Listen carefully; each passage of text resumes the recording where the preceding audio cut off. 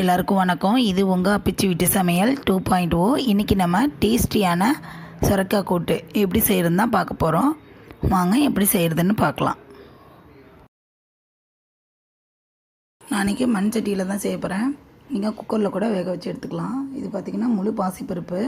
இதை வறுத்துட்டு உடச்சி வச்சுருக்கேன். அதை இது கூட சேர்த்துக்கலாம். பருப்பு வேகிற அளவுக்கு தண்ணி சேர்த்துக்கலாம். தண்ணி பார்த்திங்கன்னா கொஞ்சம் அதிகமாக தான் நான் சேர்த்துருக்கேன். ஓப்பனில் வச்சு வேக வைக்கிறதுனால நீங்கள் குக்கரில் வச்சிங்கன்னா கொஞ்சம் கம்மியாகவே வச்சுக்கலாம். தண்ணி சேர்த்துட்டு ஒரு அரை ஸ்பூன் மஞ்சள்தூள் அதையும் இது கூட சேர்த்துக்கலாம். ஒரே ஒரு தக்காளி, ஒரு 5-6 பல் பூண்டு. ஏன்னா பருப்பு சேர்க்குறதுனால பூண்டு சேர்த்துக்கலாம். நல்லா கலந்து விட்டுக்கலாம். கலந்து விட்டுட்டு இதை வேக வச்சுக்கலாம். இதில் பார்த்திங்கன்னா நான் முழு பச்சை பயிரை உடச்சி சேர்த்துருக்கேன்.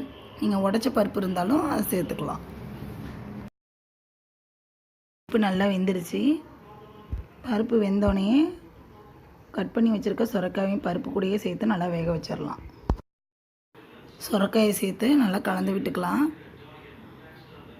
இதில் தண்ணி வேணும்னாலும் நீங்கள் சேர்த்துக்கலாம். தண்ணி சேர்க்க தேவையில்லை, ஏன்னா சுரைக்காவே தண்ணி விடும். இது நம்ம இப்போ காயை நல்லா வேக வச்சுக்கலாம். கூட்டுக்கு தேவையான அளவு உப்பு சேர்த்துக்கலாம். உப்பு சேர்த்து நல்லா கலந்து விட்டுக்கலாம்.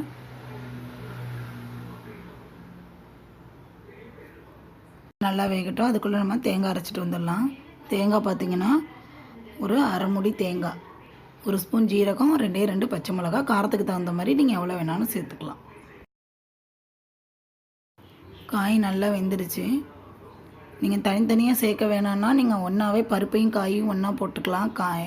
ஏன்னா பருப்பும் காயும் ஒன்றா போடும்போது ரொம்ப மசிஞ்சிடும். அதனால் தனித்தனியாக சேர்த்துக்கலாம். இப்போ நம்ம அரைச்சி வச்ச தேங்காய் பேஸ்ட்டை இது கூட சேர்த்துக்கலாம். சேர்த்து நல்லா கலந்து விட்டுக்கலாம். கலந்து விட்டுட்டு ஒரு 2 நிமிஷம் கொதிக்க விட்டுக்கலாம்.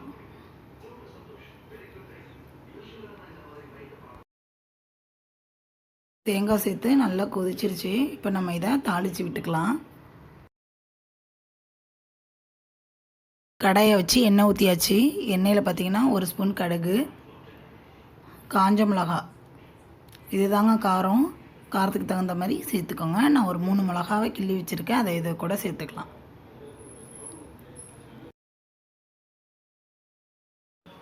கருவேப்பிலை, பெருங்காயத்தூள் எல்லாம் சேர்த்து நல்லா கலந்து விட்டுட்டு இதை நம்ம கூட்டில் சேர்த்துக்கலாம். இப்போ கூட்டு பார்த்திங்கன்னா தண்ணியாக இருக்கிற மாதிரி தான் இருக்கும். ஆற நல்லா திக்காயிரும். பருப்பு சேர்த்துருக்கோம்ல, அதனால் கூட்டு ரெடி ஆயிடுச்சு. இந்த மாதிரி சுரைக்காய் கூட்டு செஞ்சு பாருங்கள். ரொம்பவே நல்லாயிருக்கும்.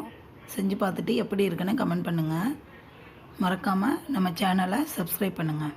தேங்க்யூ.